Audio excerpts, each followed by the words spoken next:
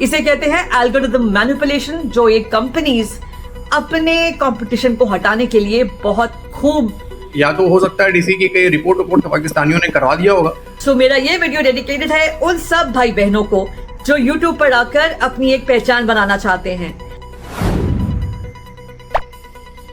जय हिंद फ्रेंड्स, मेरी तरफ से आप सबको एक प्यार भरा नमस्कार। कैसे हैं आप सब लोग? मैं बिल्कुल ठीक हूं और आशा करती हूं कि आप भी बिल्कुल ठीक होंगे। सो फ्रेंड्स, जब से पाकिस्तानी यूट्यूबर्स बैन हुए हैं तब से बहुत सारी चीजें सामने आई हैं। उनका असली रवैया, उनका असली रूप और भी जाने क्या क्या, जो मैंने भी आपको दिखाया है और बाकी चैनल्स पर भी आपने देखा है। लेकिन सवाल जो खड़ा हो गया है इनके बैन के बाद, और जब हमने देखा कि किस तरह से व्यूज में फर्क पड़ा इनके चैनल पर इंडिया के व्यूज ना आने से, वो ये कि आफ्टर ऑल हमें क्या जरूरत थी इनके चैनल्स पर जाने की। इंडियन व्यूअर्स को क्यों इंडियन यूट्यूबर्स का ही कंटेंट नहीं मिल रहा था? ऐसे यूट्यूबर्स कहाँ हैं जो इंडिया से ही आते हैं और ऐसा कंटेंट बनाते हैं जो इतना पसंद आया आप लोगों को कि उसे उतने ही ज्यादा व्यूज मिले, वैसे ही भर भर कर हजारों लाखों में व्यूज मिले। क्यों इंडिया के यूट्यूबर्स, नॉर्मल यूट्यूबर्स, मैं स्पोर्ट्स चैनल्स वगैरह की बात नहीं कर रही हूँ, लेकिन जिस तरह से नॉर्मल यूट्यूबर्स पाकिस्तान में एग्जिस्ट करते हैं वैसे इंडिया में क्यों नहीं करते? और इन्हीं बातों पर, इस सवाल पर रोशनी डाल रहा है मेरा आज का ये वीडियो।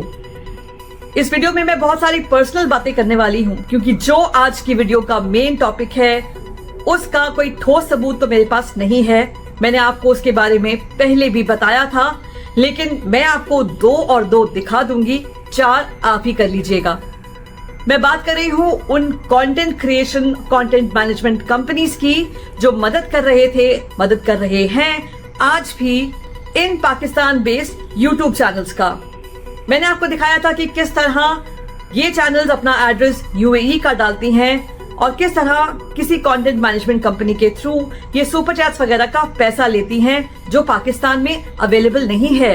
लेकिन जहां इन कंपनीज का काम है अपने एसोसिएटेड, अपने साथ जुड़े हुए चैनल्स को प्रमोट करना, वही इनका काम है कंपटीशन को भी किल करना। और ये कैसे कर रहे हैं, कैसे करते आ रहे हैं और अब भी इनका काम बंद नहीं हुआ है, वो मैं आपको आज दिखाने वाली हूँ। सच पूछिए तो मैं आज का ये वीडियो बनाने के लिए सोच में थी। मुझे डाउट था कि मैं ये वीडियो बनाऊं या ना बनाऊं, लेकिन जब मैंने देखा कि सिर्फ मैं ही नहीं बल्कि मेरे जैसे और भी यूट्यूबर्स इस चीज से अफेक्ट हो रहे हैं, तो इसीलिए मैंने डिसाइड करा कि ये वीडियो आप लोगों के सामने लाना और इन कंपनीज को एक्सपोज करना भी मेरा काम है। और इसीलिए मैं ये वीडियो लेकर आई हूँ आपके सामने। सो पहले मैं आपको दिखाती हूँ ये क्लिप जो मैंने कल देखा गौरव और धर्मेंद्र चौधरी डीसी के चैनल जीएस रिएक्शन पर, और उसके बाद इसके बारे में आपसे बात करती हूँ।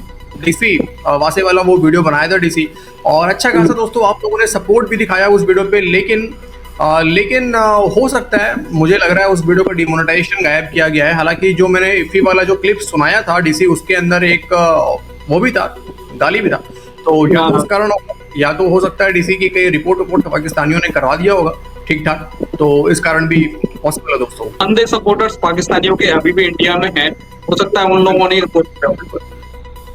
सो आपने देखा फ्रेंड्स कि किस तरह ये दोनों जो अपना काम ईमानदारी से और अपने व्यूअर्स की पसंद से कर रहे हैं, इन पर भी कहीं ना कहीं एक रोक लग जाती है, क्योंकि इनकी मेहनत पर तब पानी फिर जाता है जब इनकी चैनल रिपोर्ट हो जाती है और वीडियो डिमोनेटाइज हो जाता है। जैसा कि ये कह रहे हैं, रिपोर्ट्स पढ़ रहे हैं, इनको लगता है उन लोगों से जो आज भी पसंद करते हैं अपने चहेते पाकिस्तानी यूट्यूबर्स को, और इसीलिए उनके अगेंस्ट कुछ नहीं सुन सकते और इसीलिए इनके चैनल पर रिपोर्ट मार देते हैं। अब मैं आपको बताती हूँ कि रिपोर्ट मारना होता क्या है। किसी भी चैनल पर, किसी भी वीडियो पर 2 तरह के स्ट्राइक्स आ सकते हैं या 2 तरह से उसे रोका जा सकता है। एक होता है कॉपीराइट स्ट्राइक, जिसके बारे में शायद आप लोग जानते ही होंगे कि अगर आप किसी ऐसे वीडियो को यूज करें जो किसी और ने पहले से ही बनाया हो, जिसपे उनका कॉपीराइट क्लेम हो, जैसे कि कोई क्रिकेट का वीडियो, क्रिकेट हाईलाइट वीडियो, और इवन यूट्यूब के चैनल से भी उठाकर किसी भी वीडियो को अगर लिया जाए तो उस पर कॉपीराइट क्लेम डाल सकता है ओरिजिनल वीडियो का जो ओनर होता है या जिस चैनल पे वो ओरिजिनली वीडियो होता है। और ऐसा होने पर उसे यूज करने वाले चैनल, उसे यूज करने वाले वीडियो पर कॉपीराइट स्ट्राइक आ सकता है। लेकिन दूसरा होता है कम्युनिटी स्ट्राइक। अब कम्युनिटी स्ट्राइक क्या होता है? जब आप कुछ ऐसे वर्ड यूज करो, ऐसी बात करो या कुछ ऐसा कंटेंट दिखाओ जो शायद वल्गर हो, एक्स रेटेड हो, इस कंटेंट को कंट्रोल करने के लिए, इस लैंग्वेज को कंट्रोल करने के लिए, शायद हेट स्पीच या फिर कोई वायलेंस वाला किसी भी तरीके का ऐसा वीडियो हो सकता है जिसे कंट्रोल करने के लिए कम्युनिटी स्ट्राइक एक ऑप्शन यूट्यूब में होता है।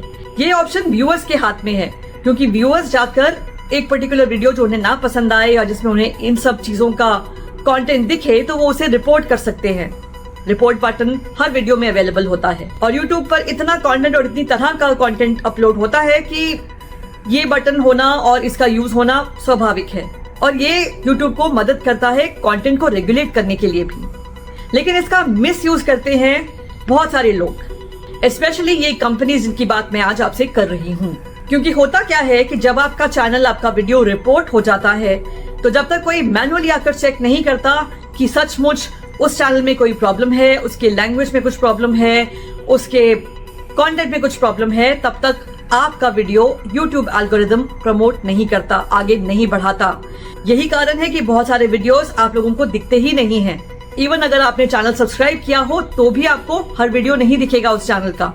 आई एम श्योर कि आप इस वक्त ये सोच रहे होंगे कि आपको मेरे भी बहुत सारे वीडियोस नहीं दिखे होंगे, क्योंकि मैं भी इसका शिकार हूँ। लेकिन पहले बात करते हैं गौरव और डीसी के चैनल जीएस रिएक्शन की। ठीक है, वो लड़के हैं, कुछ हार्श वर्ड्स यूज करते हैं, थोड़ा खराब लैंग्वेज यूज करते हैं, लेकिन क्या ये खराब लैंग्वेज मोहसिन अली अपने चैनल पर नहीं यूज करता? क्या फुरकान भट्टी ऐसी बातें नहीं करता? क्या पाखरी ने कभी ऐसी बात नहीं की? और भी बहुत सारे लोग हैं इफी वसे जो इतनी बेकार लैंग्वेज, इतनी घटिया भाषा का प्रयोग करते हैं अपनी चैनल पर, लेकिन उन पर तो कोई ऐसी नौबत नहीं आती, कोई गाज नहीं गिरती, कोई स्ट्राइक नहीं आती। तो फिर इन इंडियन चैनल्स पर क्यों, जहां थोड़ा बहुत गाली गलौज, थोड़ा बहुत हंसी मजाक चल जाता है? आप सब जानते हैं कि मैं अपने कंटेंट को पूरा क्लीन रखती हूँ। मैं इन भाषाओं का, इन शब्दों का प्रयोग नहीं करती जो गाली गलौज से भरी हों, जो हार्श वर्ड्स हों। मैं तो छोटे मोटे अपशब्द बोलने से भी कतराती हूँ।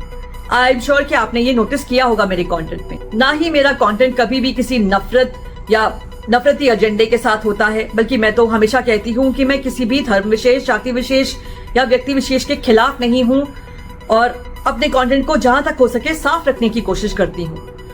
फिर भी मुझ पे कम्युनिटी स्ट्राइक तो नहीं आई, लेकिन मेरा चैनल रिपोर्ट होता है और उसका एविडेंस है ये मेरे व्यूज का गिरना। बाकी पैरामीटर्स में जब मेरा वीडियो सेम परफॉर्मेंस दे रहा है तो ये क्यों है कि मुझे व्यूज कम आए बाकी पहले के वीडियोस के मुकाबले? वो इसलिए क्योंकि जब मैंने पहले वीडियोस डाले थे वो रिपोर्ट हो गए थे, उनके व्यूज आने बंद हुए और साथ साथ मेरी चैनल के और वीडियोस प्रमोट होने बंद हुए। इसीलिए स्लोली आप एक डिक्रीजिंग ऑर्डर देखेंगे मेरे व्यूज में। और इसमें ये बात कतई नहीं है कि लोगों को मेरा कंटेंट पसंद नहीं आ रहा है या रेपिटेटिव कंटेंट है, क्योंकि बाकी के पैरामीटर्स सेम हैं, यानी कि average view duration, click through rate, जो कि बेसिक पैरामीटर्स होते हैं जिन पे आपका कंटेंट रेट होता है। ये प्रॉब्लम इसलिए आ रही है क्योंकि जिस तरह से इंप्रेशन, जितने ज्यादा लोगों को यूट्यूब मेरा वीडियो प्रमोट कर रहा था वो अब नहीं कर रहा, और वो इसीलिए नहीं कर रहा क्योंकि एल्गोरिदम को लगता है कि मेरे कंटेंट में कुछ गड़बड़ है। इसे कहते हैं एल्गोरिदम मैनिपुलेशन, जो ये कंपनीज अपने कंपटीशन को हटाने के लिए बहुत खूब तरीके से कर रहे हैं। ये भी उस डिजिटल कॉलोनाइजेशन का हिस्सा है जिसके बारे में मैंने आपको अपने पिछले वीडियोस में बताया था। ChatGPT के अनुसार the economic aspect of Pakistani digital colonization over India is relatively limited, but still notable in specific areas, especially where unregulated cross-border digital content impacts audience attention, ad revenue, and cultural economy. Here's a breakdown. Loss of attention economy to foreign content. Indian audiences consuming Pakistani YouTube channel dramas and religious content contribute to viewership-based ad revenue for Pakistani creators. These views are monetized via global platforms, example YouTube, and the ad money flows out of India, benefiting Pakistan-based channels without being taxed or regulated by Indian authorities. Undermining of Indian creative industry. Popular Pakistani dramas, example Zindagi Gulzar Hai, attract Indian audiences due to shared culture and quality storytelling. This diverts audience and revenue away from local Indian content creators, especially smaller platforms and regional TV channels. As content is freely accessible online, it undercuts India OTT or TV services that charge subscription or follow licensing rules. Free riding on Indian digital infrastructure. Pakistani content is distributed through global digital platforms like YouTube, Facebook, etc.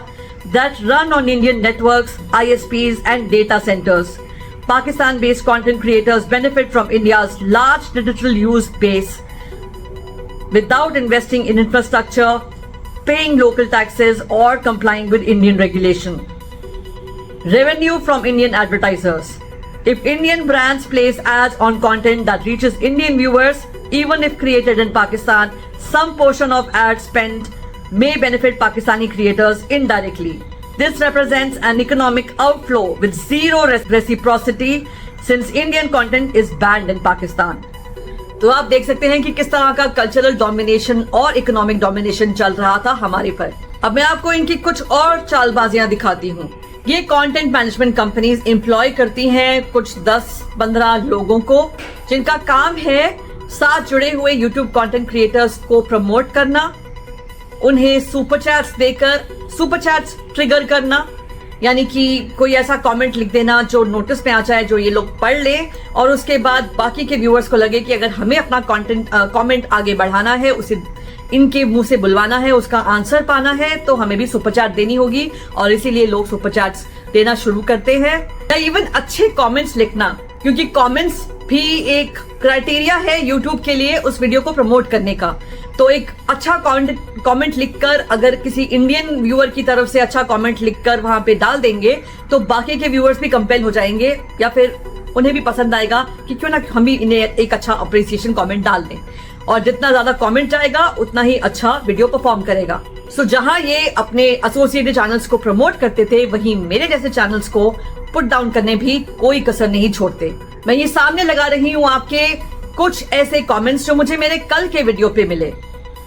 कल का मेरा video एक ऐसे शख्स पर था जो अपना कंटेंट बहुत हद तक साफ सुथरा रखते हैं, बहुत सफाई से, बहुत चालाकी से ऐसे काम करते हैं ताकि कहीं भी उनके ऊपर कोई गाज ना गिरे या उन पे कोई क्वेश्चन ना आए, लेकिन वो फिर भी बैन हो गए। लेकिन वो अब क्या प्लान रखते हैं वो इस कमेंट से एविडेंट है जो उनके चैनल पर एक सो कॉल्ड इंडियन ने दिया है। लेकिन उनके चैनल पर कमेंट करने वाले लोग फिर मेरे चैनल पर आकर इस तरह की भाषा लिखते हैं। और तो और अगर ये ऐसा कोई कमेंट देखें जो इनके सोच विचार से मिलता जुलता है तो उस पर भी जाकर रिप्लाई कर देते हैं। इस शख्स ने तो कल मेरा कमेंट सेक्शन हाईजैक ही कर लिया था। ये शख्स अपने आप को एक 58 year old man from Meerut बताता है, लेकिन इन्होंने अपने कमेंट्स का सिलसिला जो मेरे चैनल पर कमेंट्स किए थे वो शुरू किया था इस कमेंट से जो इन्होंने मुझे तब दिया था जब मेरा वीडियो शायद अपलोड भी नहीं हुआ था, किसी भी रैंडम वीडियो पे इन्होंने अपलोड किया था, ये कमेंट दिया था बिकॉज इनको दिखाना था कि जिस शख्स को मैं सपोर्ट करती हूँ, रवीश सर को, उन्होंने एक पाकिस्तानी के साथ कोलैब कर विडियो बनाया है। इनकी भाषा देखिए कि ये किस तरह मुझे आंटी बोल रहे हैं और पता नहीं क्या क्या कह रहे हैं। लेकिन बाद में इन्होंने अपने आप को एक 58 ईयर ओल्ड मैन बताया। 58 ईयर ओल्ड मैन यानी मुझसे तकरीबन 20 साल बड़े शख्स को क्या शर्म नहीं आनी चाहिए मुझे आंटी कहते हुए? लेकिन मैंने इन्हें कॉल आउट किया। मैंने कहा कि मैं जानती हूं कि आप इंडियन ही नहीं हो बल्कि उसी एरिया से एफिलिएटेड हो, उसी कंपनी से एफिलिएटेड हो जो कंटेंट क्रिएशन में इन लोगों की मदद करती है, और इसीलिए आप मेरे चैनल को पुट डाउन कर रहे हो, मुझे ऐसे कमेंट्स लिख रहे हो। क्योंकि ऐसा कमेंट लिखने के बाद भी जो लोग इस कंटेंट को इतना पसंद नहीं कर रहे वो कमेंट देखकर ट्रिगर हो सकते हैं और कह सकते हैं हाँ यार ये कंटेंट इतना भी अच्छा नहीं है। ये साइकोलॉजिकल मैनिपुलेशन है और कुछ नहीं, जो उनके लिए पॉजिटिव है और हमारे लिए नेगेटिव। हद तो तब हो गई जब एक सब्सक्राइबर ने बहुत अच्छा कमेंट कर मुझे सपोर्ट किया उस थ्रेड में जिसमें ये मुझ पे रिप्लाई कर रहे थे और जिसपे मैं भी इनको कॉल आउट कर रही थी। मैं इनसे डरती नहीं हूँ, इसीलिए मैंने इन्हें कभी भी ब्लॉक नहीं किया है। इनके कमेंट्स से मुझे कोई फर्क नहीं पड़ता। लेकिन जब मेरे सब्सक्राइबर ने मुझे सपोर्ट शो किया और उसके बाद कुछ ऐसे ही मस्ती में लिख दिया और उस सपोर्ट के लिए मैंने उन्हें लाइक प्रेस करा, उस कमेंट को अप्रिशिएट किया, तो उस पर भी इन्होंने मुझे और मेरी इंटेग्रिटी को क्वेश्चन कर दिया। मुझे इनसे अपनी इंटेग्रिटी और अपने राइटनेसनेस का कोई प्रमाण नहीं चाहिए। मैं जो हूं वो आपके सामने हूं, मैं बिल्कुल ट्रांसपेरेंट हूं, इसीलिए मैंने आपको अपने सारे फिगर, सारे नंबर्स खुद दिखाए हैं। मैं आपको बता चुकी हूं कि मैंने कोई करोड़ों नहीं कमाए हैं इस कंटेंट पर काम करके। मैं वही कंटेंट लाने की कोशिश करती हूं जो मुझे लगता है कि एक्सपोज करना जरूरी है और जो आप लोग मुझे मैसेज या कमेंट कर डिमांड भी करते हो। तो मेरी नजर में तो ये कमेंट करने वाले उसी कंपनी का एम्प्लॉई होंगे और मुझे पुट डाउन करने की कोशिश कर रहे हैं। लेकिन अगर ये सच में इंडियंस हैं तो ऐसा क्या प्यार है, इतना क्या ऑब्सेशन है उन लोगों से कि आप हम जैसे लोगों को, जो उनको कॉल आउट कर रहे हैं और आपको पसंद नहीं आ रहा, इस तरह के कमेंट्स लिख रहे हैं। अगर आपको हमारा कंटेंट पसंद नहीं है तो मत देखिए, लेकिन इस तरह के कमेंट्स करना कहां तक वाजिब है। मेरी माँ मुझसे 21 साल बड़ी थी, यानी कि आपकी उम्र जो आप कह रहे हो लगभग मेरे पेरेंट्स की है। तो उस लिहाज से क्या मुझे आपको इस तरह की बातें करना शोभा देता है? मैं ही नहीं फ्रेंड्स, लाइव स्ट्रीम्स पर आकर ऐसे बहुत सारे लोग गलत बातें करते हैं। इवन रवीश सर की भी, जिसमें आपने देखा ही होगा उनको बोलते हुए कि इंडियन नाम रखकर आ जाते हैं पाकिस्तान की साइड लेने के लिए लाइव स्ट्रीम्स पर भी लोग। इन सब की गरज और कुछ नहीं, बस वो कंपनी और उसका पैसा है जो इनको तनख्वाह के रूप में मिलता है। और ऑब्वियसली जब ये धंधा चौपट हो चुका है पाकिस्तानी यूट्यूबर्स का, तो इन कंपनीज को भी पैसा आना बंद हो जाएगा। इन टर्न वो कंपनी शट डाउन हो जाएंगी और फिर इन लोगों की नौकरी भी जाती रहेगी। फ्रेंड्स, मैं एक पार्ट टाइम यूट्यूबर हूँ, मैं फुल टाइम मदर, हाउसवाइफ हूँ और जो अपना बचा हुआ समय है उस पर ही मैं यूट्यूब पर आकर वीडियोस वगैरह बनाती हूँ। ये बात मैंने आपको हमेशा से कही है और इसीलिए मुझे इसके पैसे की जरूरत नहीं है। मुझे कोई इतना ज्यादा पैसा आया भी नहीं है, बल्कि अभी तक तो मैंने इससे पैसा कुछ लिया भी नहीं है, क्योंकि मेरा चैनल मोनेटाइज हुए अभी कुछ ही महीने हुए हैं। लेकिन जिन लोगों के पास समय कम होता है, जिन लोगों के पास दूसरे जॉब्स होते हैं, नॉर्मल रूटीन होता है उनका, नॉर्मल जॉब्स होते हैं या स्कूल कॉलेज होता है, टाइम कम होता है उनके पास यूट्यूब को देने का, उन लोगों को भी इतनी अच्छी खासी मेहनत करने के बाद भी कोई रिजल्ट नहीं मिलता, क्योंकि ऐसे लोग बैठे हुए हैं, ऐसी कंपनीज बैठी हुई हैं उन्हें पुट डाउन करने के लिए। इसीलिए मैं हमेशा कहती हूँ कि मैं कहीं नहीं जा रही, क्योंकि मुझे इतनी जरूरत नहीं है इस यूट्यूब से आने वाले पैसे की। इसे मैं एज अ हॉबी करती हूँ, मुझे पसंद है करना। लेकिन वो बेचारे जो अपना कीमती समय लगाकर इतनी मेहनत से वीडियोस बनाकर या लाइव स्ट्रीम कर आपके सामने आते हैं और उन्हें रिजल्ट नहीं मिलता, वो एक ना एक दिन तो इसे बंद कर ही देंगे। यही एम रहता था इन कंपनीज का और इसीलिए आपको कोई Indian content creator as such नहीं दिखता था, इंडियन यूट्यूबर एज सच नहीं दिखता था। लेकिन अब जब ये चेंज हो रहा है, अभी तो सिर्फ 1 महीना भी नहीं हुआ है इस बैन को लगे हुए, धीरे धीरे इन सब का बिजनेस पूरा चौपट हो जाएगा। धीरे धीरे ये सारी कंपनीज आउट ऑफ वर्क हो जाएंगी, बंद हो जाएंगी और तब आप देखेंगे इंडियन यूट्यूबर्स को, इंडियन कंटेंट क्रिएटर्स को जो अच्छा काम करते हैं, धीरे धीरे वो भी आना शुरू करेंगे इस प्लेटफॉर्म पर।